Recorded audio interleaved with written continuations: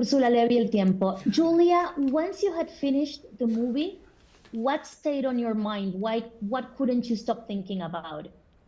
That's a good question. Yeah, I like that.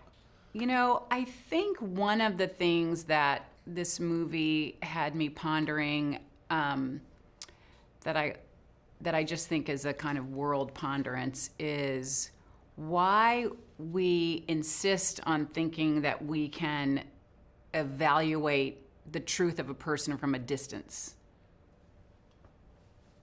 I think that's stayed with me. That's really interesting. Wonderful. And this is to the both of you. Sam, what did you first think when you read the book? And Julia, what did you first think when you got in touch with the book or the script? I don't know what came first. Well, when I read the book, it was, sort of the early days of the pandemic. And there was something prescient about the book, obviously, because he had written it before the pandemic. But this notion that you sort of, like, how easily people can lose their common humanity in the face of crisis. And that was obviously being played out in the world around COVID. But as relevant as that was back then, it's sort of equally relevant today. And that's why I think Rahman sort of touched a nerve about how people navigate modern society. So that was just, to me, all great, like, sort of rich foundation for a disaster film. And then he called me and sent me the book. Yeah. So that's how it all took off. And what did you think when he sent you the book? You were offended. I was offended at first. I was like, why do you want me to play her? But I mean, it was really scary. And I definitely, I think because we were still within the pandemic and we were still sort of locked down and there were all these unnameable fears, it felt extremely creepy to me, and also very, very interesting as an artist to examine in a creative way all these really strong dramatic feelings that we were all experiencing during the pandemic. So that to me was really thought-provoking. Julia, one last question for you. What did you learn from Amanda? What has Amanda taught you, if anything?